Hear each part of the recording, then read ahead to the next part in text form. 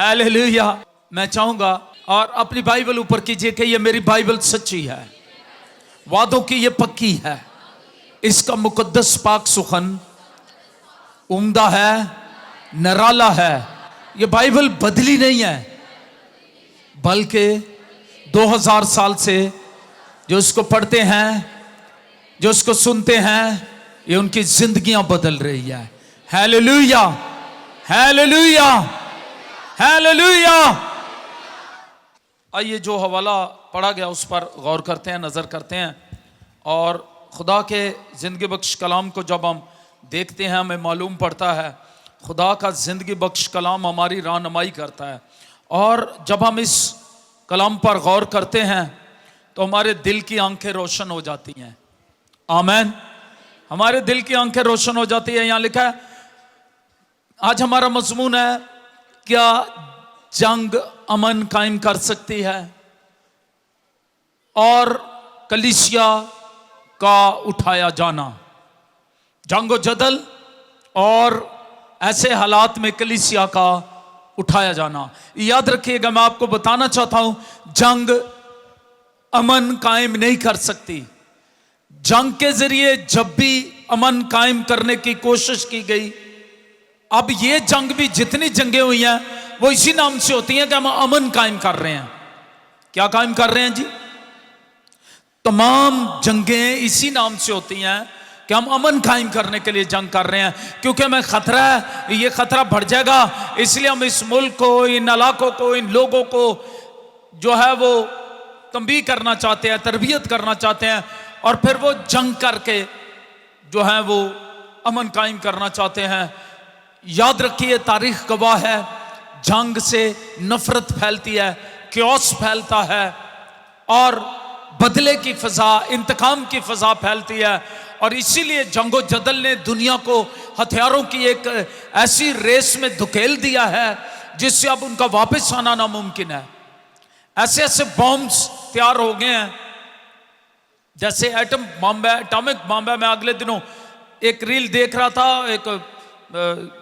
कोई डॉक्यूमेंट्री देख रहा था, उसमें वो बता रहे थे कि ये एटॉमिक बॉम्ब जब पहले हिरोशिमा और नागासाकी जापान के 2 शहरों पर गिराया गया, तो जहां जहां तक इस बॉम्ब का धुआं जाता है, इंसानी जिस्म खड़े खड़े उसकी चमड़ी उतर जाती है, जहां जहां धुआं चला जाता है।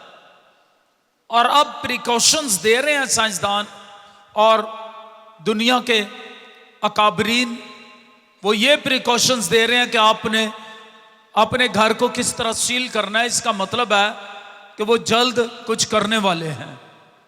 मुझे और आपको इस केओस में क्या करना है? जंगें कभी अमन कायम नहीं कर सकी। अमन सिर्फ एक ही हस्ती कायम कर सकती है, और वो सलामती का शहजादा है, उसका नाम यीशु है। सलामती का शहजादा सलामती कायम करे तो दुनिया में सलामती कायम हो सकती है। ट्रंप को भी, पूरी दुनिया के प्रेसिडेंट्स को, पूरी दुनिया के उमरा को, वुज़रा को यीशु के कदमों में झुकने की जरूरत है, यीशु मसीह के पास आने की जरूरत है, ताकि दुनिया में अमन और सलामती कायम हो जाए। हालेलुया। क्योंकि यशायाह नबी कहते हैं, इस बादशाह का जब राज आएगा, 1000 साल बादशाही आएगी, तो वो सलामती से, रास्ती से इंसाफ करेगा। जंग क्यों होती है? जब इंसाफ नहीं होता, जब बेइंसाफी फैल जाती है, जब इत्मीनान छिन जाता है।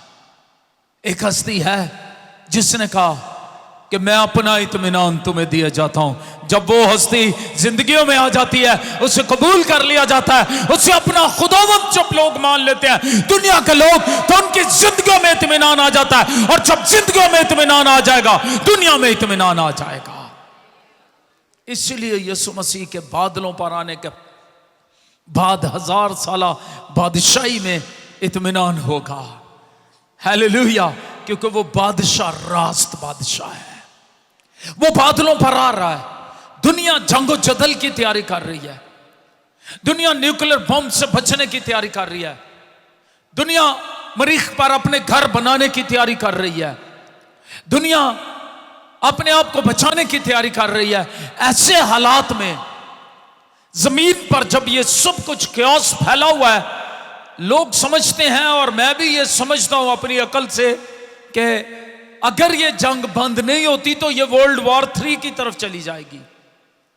दुनिया इस वक्त क्योस में है और ये क्योस बढ़ता जा रहा है। और मैं आपको बताऊं हमें क्या करना है, आसमान पर क्या हो रहा है, आसमान पर क्या हो रहा है। मुकद्दस रसूल पौलुस हमारी निगाहें आसमान की तरफ लगाते हैं। इस मौत, दुख, मुसीबत, परेशानी से हमारी निगाहें हटाकर आसमान की तरफ लगाना चाह रहे हैं।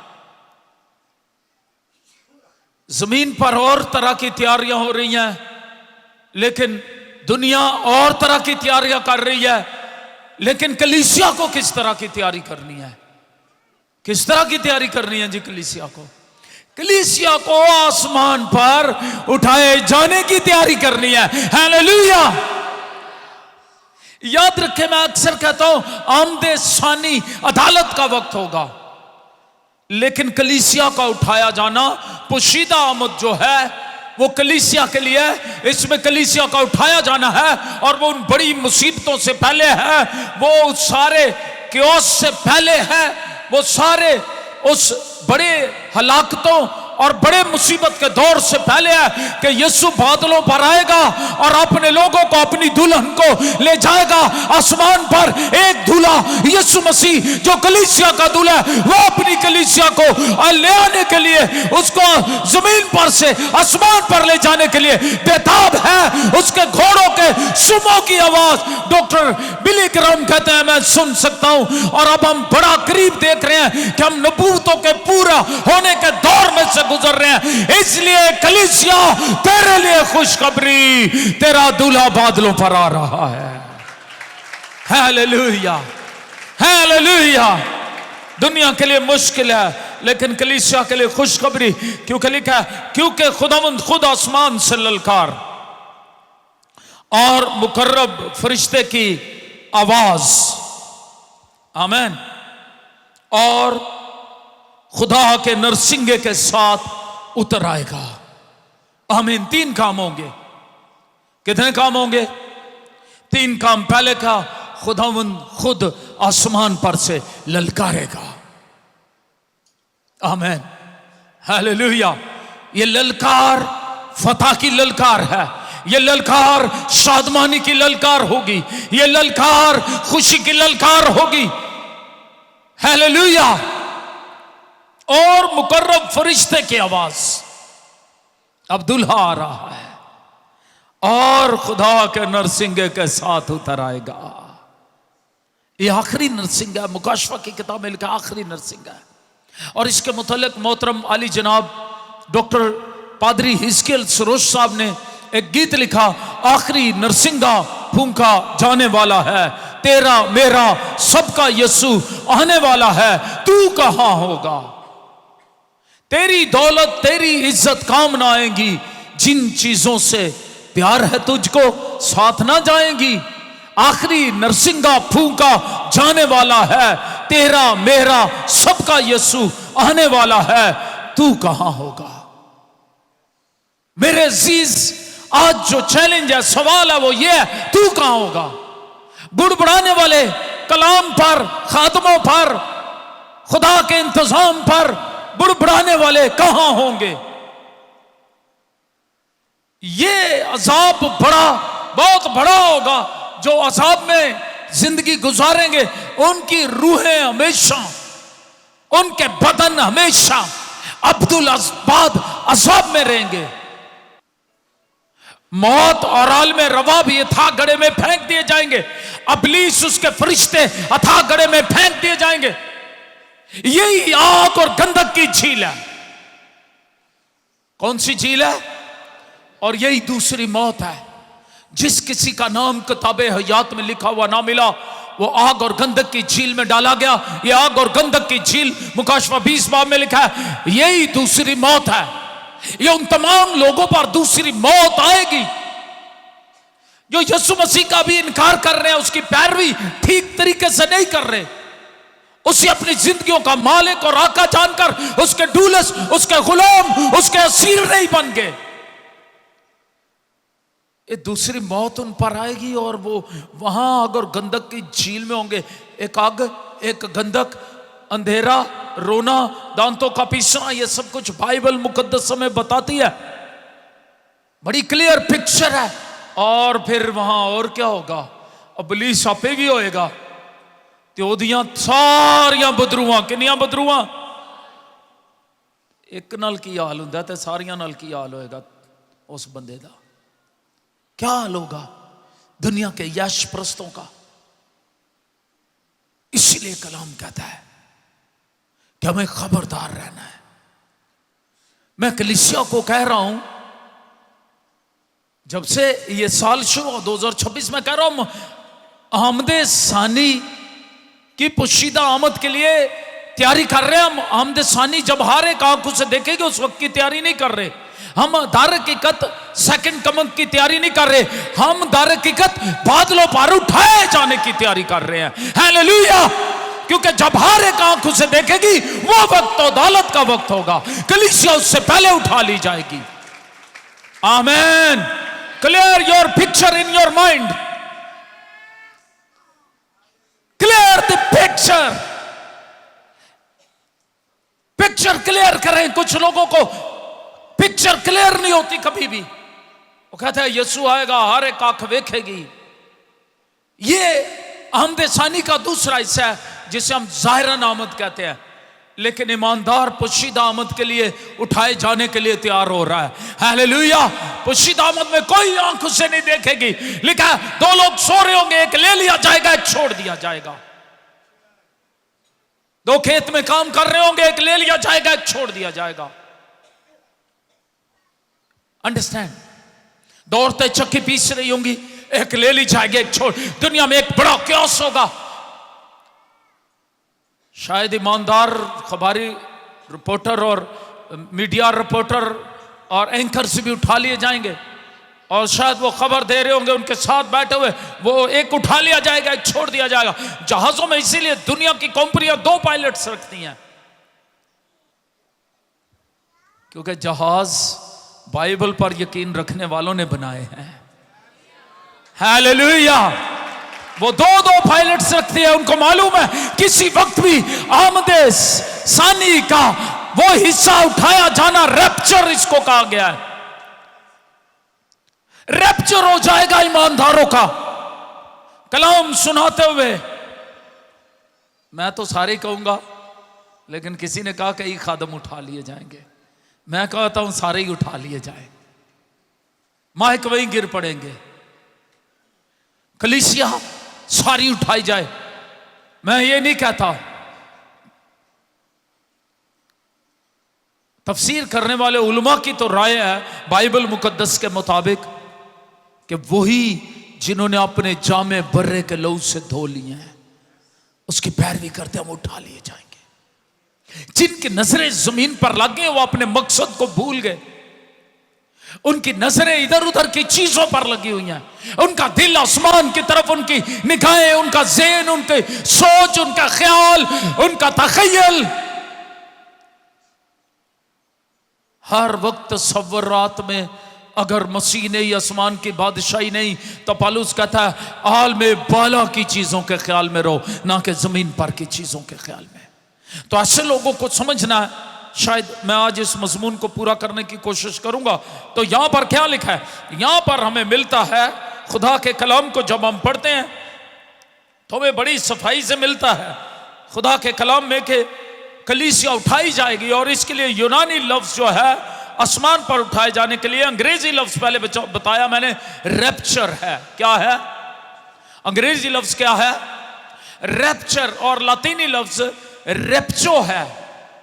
इंग्लिश लफ्ज रैप्चर RAPTURE, रैप्चर, और रेप्चो RAPTU, रेप्चो से निकला है ये लफ्ज, जिसके मानिए पकड़े गए या ऊपर उठाए गए। यीशु मसीह ने क्या कहा था? कुरिन्थियों 15 बाब बाद में बताता हूं, पहले मत्ती की इंजील में आते हैं। यीशु मसीह ने क्या कहा? तुम में से हर एक जो आए खुदावंद कहते हैं। हर एक उनमें से आसमानी बाप की मेरी बादशाही में शरीक नहीं होगा। कौन शरीक होंगे? वही जो आसमानी बाप की मर्जी पर, किसकी मर्जी पर चल रहे हैं आज आप? ये एक बड़ा क्वेश्चन रेज होता है यहां, और हमें समझना है आज हम किसकी मर्जी पर चल रहे हैं। क्या डूलस हैं हम मसीह के सीर हो गए? और डूलस जो होता है गुलाम है, यूनानी में डूलस, उसका अपनी कोई मर्जी नहीं होती, वो मालिक की मर्जी पर चलता है। आमीन। तो हट धर्म थस्सलुनीकियों के खत में जब हम पढ़ते हैं और फिर हम तीमुथियुस के खत में जाते हैं तो पौलुस कहता है आखिर जमाने में ढीठ घुमंडी हट धर्म लोग पैदा हो जाएंगे, अपने मर्जी, खुदा की मर्जी नहीं। अदन में भी क्या हुआ? असल में खुदा की मर्जी गुनाह है क्या? खुदा की मर्जी को छोड़कर अपनी मन मर्जी के मुताबिक जिंदगी गुजारना। वो जलाल वाली कलीसिया लेने आने वाले जिसके बदन में दाग, गुनाह का इन्फ्लुएंस, गुनाह के दाग धब्बे ना हो, पाक और बेऐब। Hallelujah! Because our Lord, our heavenly groom is, bridegroom is, हमारा दूल्हा, आसमानी दूल्हा वो पाक है। कद्दूसियत उसका टाइटल है, वो कद्दूस है। फरिश्ते उड़ते हैं, ये शायद छठा बाब पढ़े। एक हैकल में एक फरिश्ता दूसरे फरिश्ते की तरफ उड़ता है और वो क्या ऐलान करते हैं? होली होली होली, कद्दूस कद्दूस कद्दूस, खुदा बाप, खुदा बेटा, खुदा रूल कुद्स। क्या है? कुद्स का मतलब ही कद्दूस है, पाक। दूसरा ऐलान करता है, उड़ता है उसकी तरफ, दोनों एक दूसरे की तरफ उड़ते हैं। वो ऐलान करता है यहोवा सबूत है, लश्करों का खुदा है। हालेलुया। वो होली कैसा है? The lord of host, holy holy holy, the lord of host. कद्दूस कद्दूस कद्दूस, वो कहता है रब्बुल फाज है, फौजों का खुदा है। वो पाक बनो जैसा तुम्हारा बुलाने वाला, कोई नापाक उस नए यरूशलेम में दाखिल नहीं होगा। और कलाम बड़ी खूबसूरत सच्चाई हमें बताता है कि हमें उस जैसा पाक बनना है। पाक बनो जैसा तुम्हारा बुलाने वाला पाक है। और आसमान पर मैं आपको बताना चाहता हूं, थोड़ा सा टेस्ट आपको देता हूं। आसमान पर मैं खुद भी ये टेस्ट लेता रहता हूं जब भी कलाम पढ़ता हूं। हालेलुया। आसमान पर, वहां आसमान यीशु के लहू से जो नया आसमान है, हालेलुया, लिखा पुराना आसमान पुरानी जमीन सब खत्म हो जाएंगे, आग से जलाए जाएंगे, खत्म, क्योंकि इनमें बदी है। नया आसमान होगा, नई जमीन होगी, और नया आसमान नई जमीन बर्रे के लहू से धुली हुई होगी। खुदा के राजकुमार यीशु मसीह के खून से धुली हुई दुल्हन, धुला हुआ आसमान, धुली हुई जमीन होगी, और वही उस दुल्हा की दुल्हन होंगे जो वो पाक होंगे, उसके लहू से धुले हुए। हालेलुया। दूसरे इधर ही रह जाएंगे। अखबारें, मीडिया, दुनिया का मीडिया शोर मचाएगा, something is happening on this earth, a strange something is happening. पता है आपको, कुछ सालों से साइंस ने एक और इश्यू छोड़ा। उन्होंने कहा हमने कुछ तश्तरियां देखी हैं और खलाई मखलूक उतरी है और कुछ लोग इस तरह के हैं। ये सब इस रैप्चर के खिलाफ है, आसमान पर उठाए जाने के। वो कुछ देर तो ये कहेंगे पता नहीं कोई आसमानी मखलूक आई है चुक के ले गई या कुछ लोग कानून तश्तरियां। ऐसा नहीं होगा, ऐसा नहीं होगा। दो लोग सो रहे होंगे, एक ले लिया जाएगा, एक छोड़ दिया। दौड़ते चक्की तीसरी होंगी। कोई नहीं देखेगा, उसी वक्त उसको पाक लिबास मिल जाएगा और वो आसमान पर उठाए जाएंगे।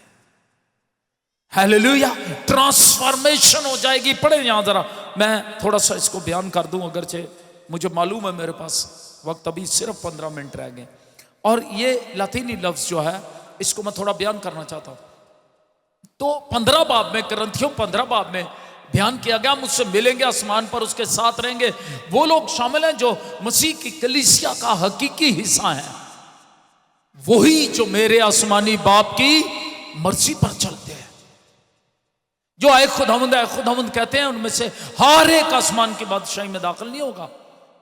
दुनिया भर में उसके वफादार पैरोकार, जिनका उसके साथ दुरुस्त ताल्लुक है, नोट कर ले, एक दूसरे को बताएं, जिनका उसके साथ दुरुस्त ताल्लुक है, वो आसमान की बादशाही में जाएंगे। और कलीसिया के आसमान पर उठाए जाने से कुछ देर पहले, जब मसीह अपनी कलीसिया के लिए आसमान से उतर आएगा, तो क्या होगा? मुर्दों की क़यामत वकूअ पज़ीर होगी। क्या होगा? गौर से सुनिएगा, मैं खास बात बता रहा हूं। मुर्दों की क़यामत वकूअ पज़ीर होगी, यहां लिखा है। और पहले क्या होगा? नरसिंगा फूंका जाएगा, खुदावंद की ललकार, मुकर्रब फरिश्ते की आवाज, और नरसिंगे को फूंके जाने से ये आखिरी नरसिंगा होगा जो फूंका जाएगा। क्या होगा जी? क्या होगा?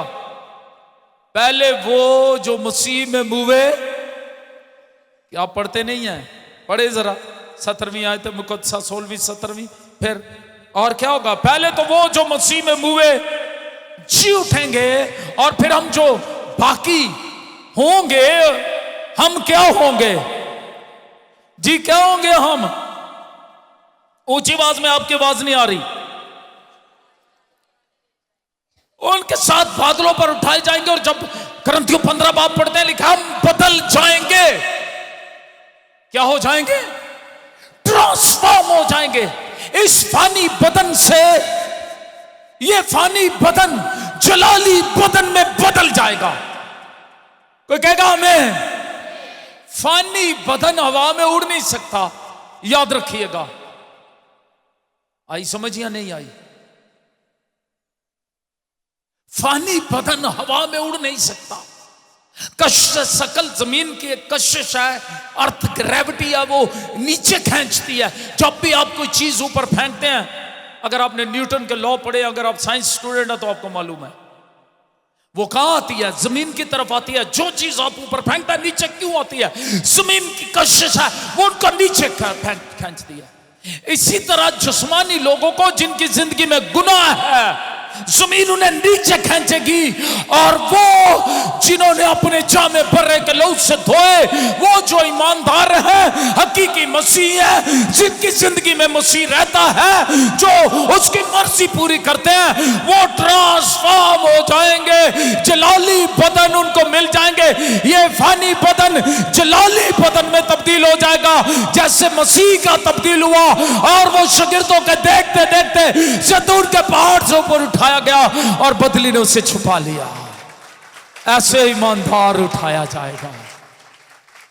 उसको कशिश से सकल जमीन की कशिश उसको रोक नहीं सकेगी नीचे को, क्योंकि अब वो जमीनी रहा ही नहीं है। वो क्या हो गया है? तब्दील, बदल गया, ट्रांसफॉर्म है। इसलिए ट्रांसफॉर्म्ड जिंदगियां गुजारे, तब्दील शुदा जिंदगियां। उसकी ये सूरत पहाड़ पर भी तब्दील हुई थी। यीशु की हालेलुया जलाली हो गई थी, पोशाक भी जलाली हो गई। हालेलुया। वक्त नहीं, मैं उस पोशाक के मतलब फिर बताऊंगा कभी। तो खुदा का कलाम हमें क्या कहता है? खुदा का कलाम हमें बताता है हमें क्या करना है।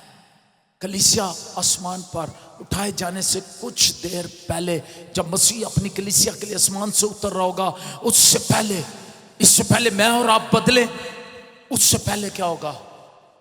मुर्दे जिंदा होंगे। कौन से मुर्दे जी? ध्यान नाल पढ़े हो, केड़े मुर्दे? मसीह में। इधर मैं अक्सर कहता हूं, ये चंदा मांगने वालों के और झूठे उस्तादों के चक्कर में ना आए। बंदा शराब पी के मर जाता है, बंदा बदियां करके मर जाता है, बंदा मसीह की मुखालफत करके बुड़बड़ांदा ही मर जाता है, सारी जिंदगी गुनाह में मर जाता है। सनाने खड़े होके कहते ने इन्नी बार यह पढ़ लो, इन्नी बार यह पढ़ लो, इन्नी बार यह पढ़ लो, इन्हू बाप इब्राहिम की गोदी च पा दो। ऐसा नहीं होगा, ये झूठ है सब। सच ये है जो कलाम है। अगर आपका मरना मसीह है, अगर आपका जीना मसीह है, तो फिर आपका मरना भी नफा होगा। अगर जीना ही मसीह नहीं तो फिर मरना नफा नहीं हो सकता।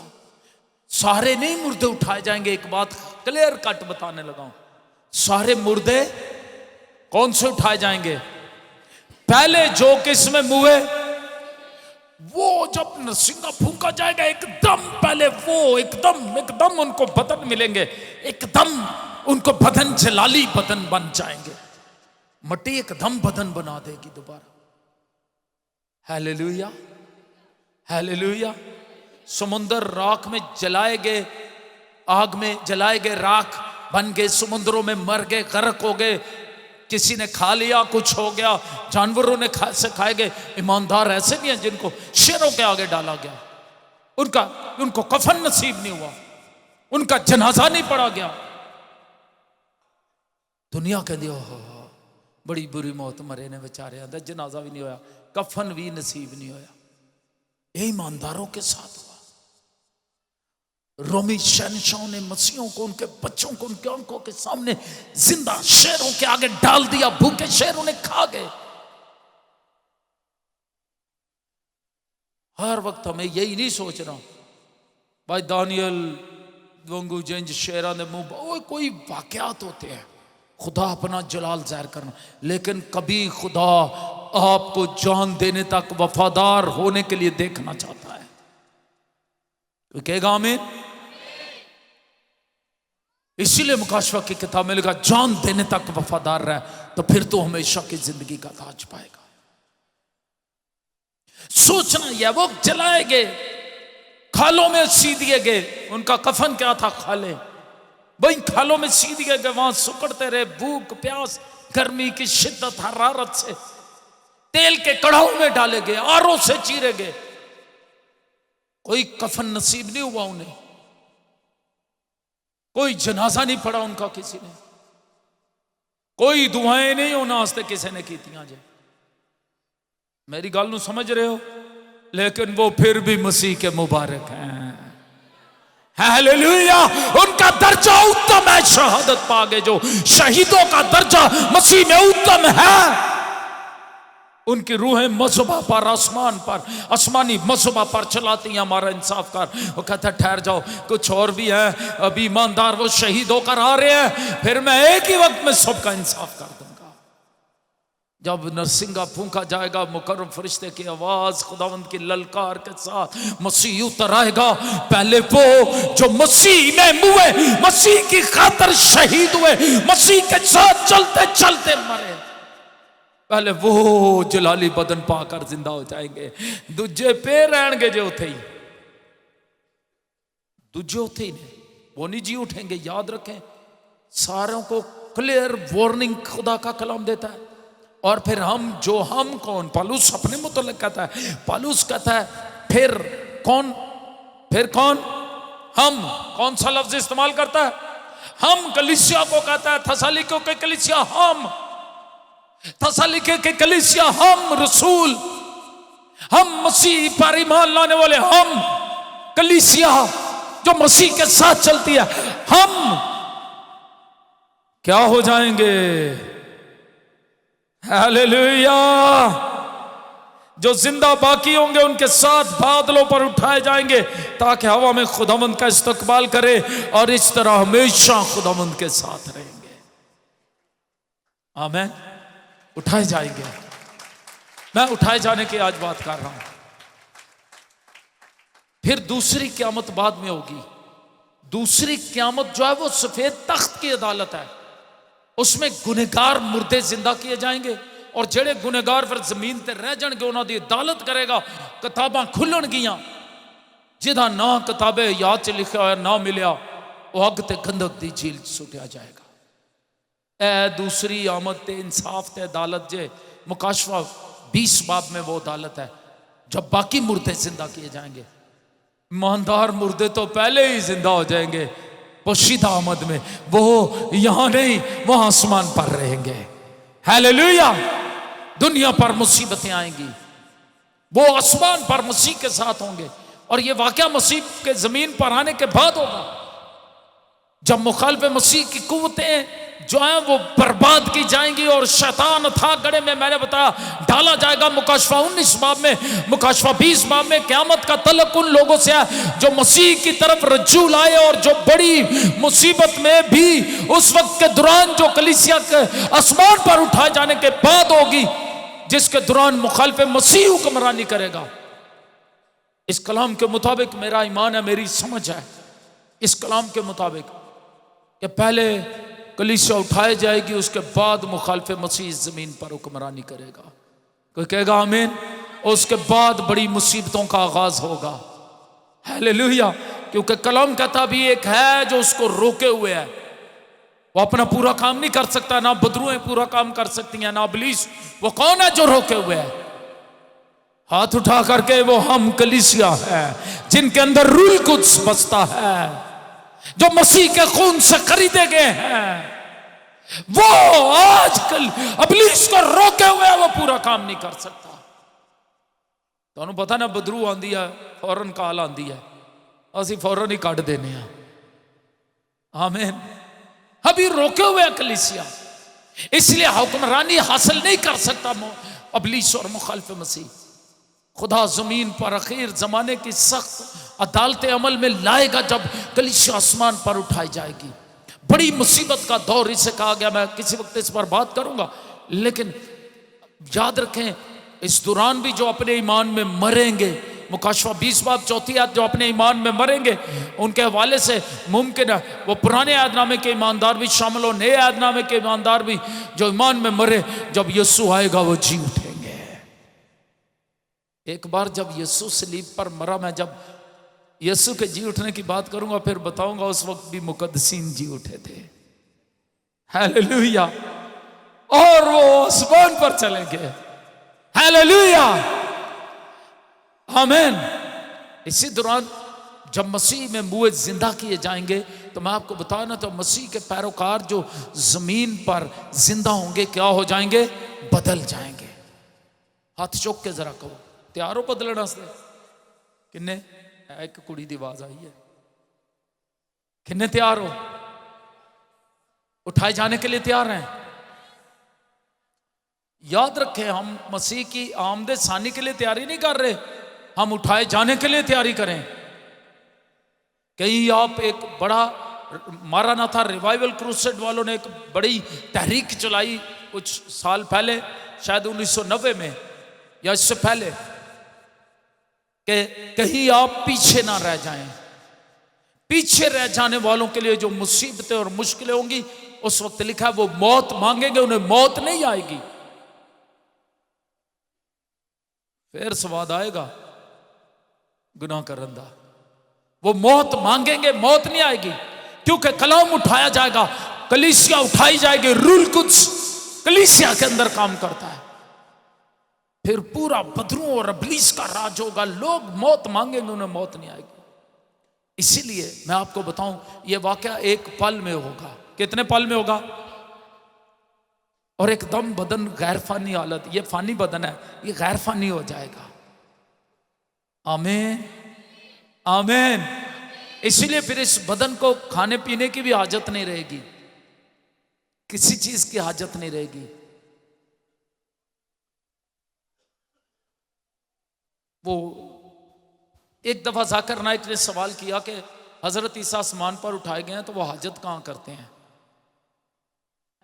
उनको ये पता नहीं कि जलाली बदन को हाजत करने की जरूरत नहीं है, क्योंकि उसका खून सलीब पर बह गया था और वो जलाली बदन लेकर आसमान पर। ईमानदारों का भी जब बदन जलाली हो जाएगा हालेलुया।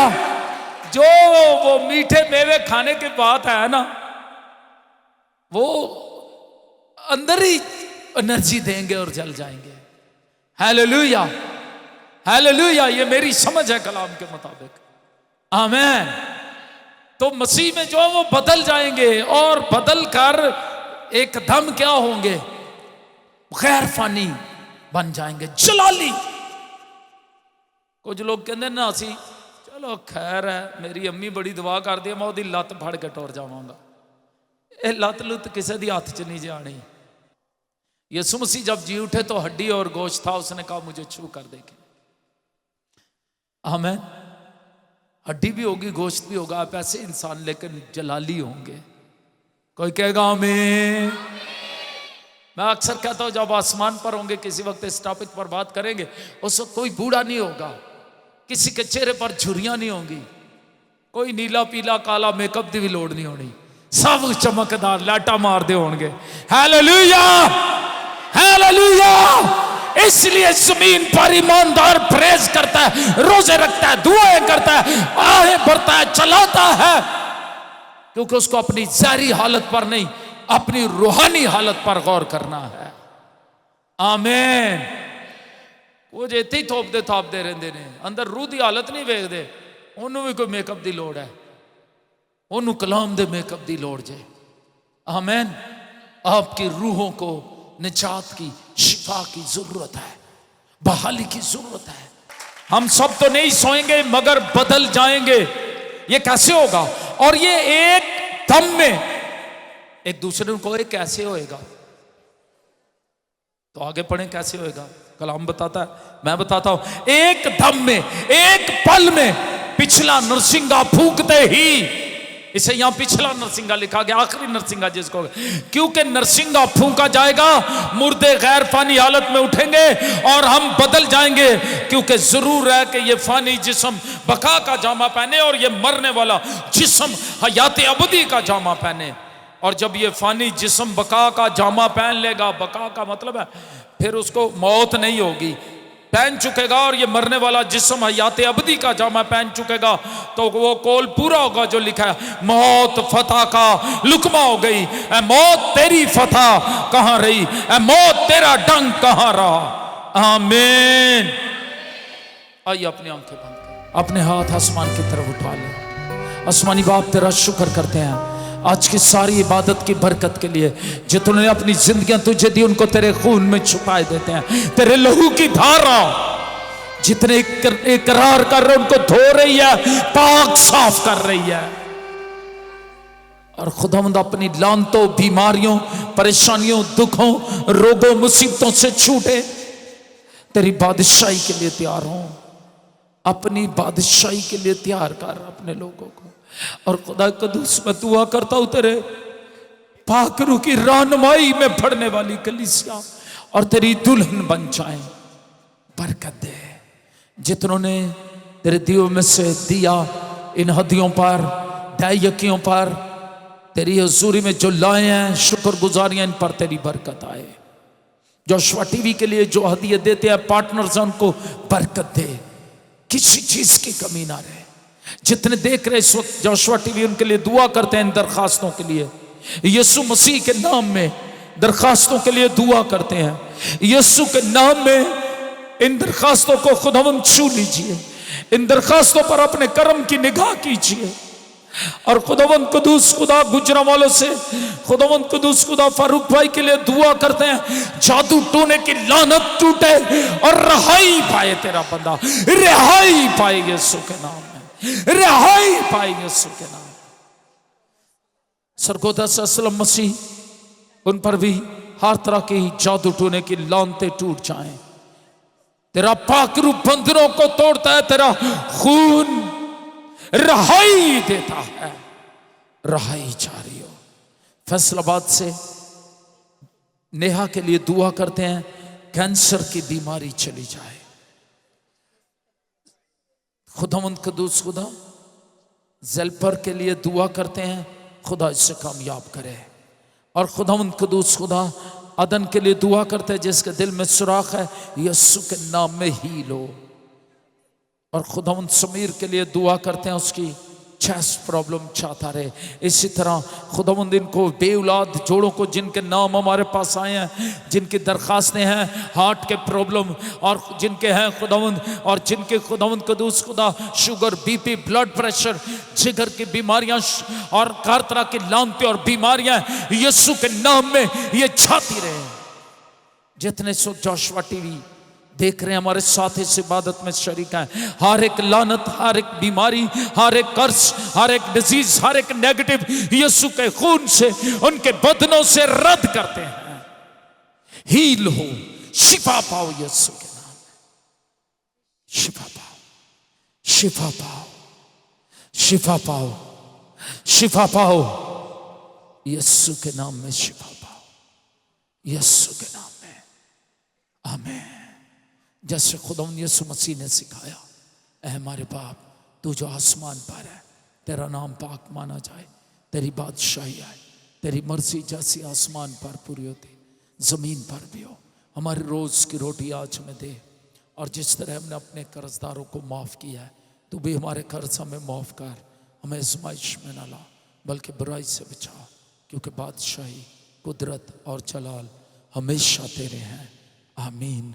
कादर मुतलिक खुदा बाप, बेटे, रूह कुद्स के नाम में, आमीन। खुदावंद आपके साथ हो, खुदावंद आपको बरकत दे, खुदावंद आपको महफूज और सलामत रखे।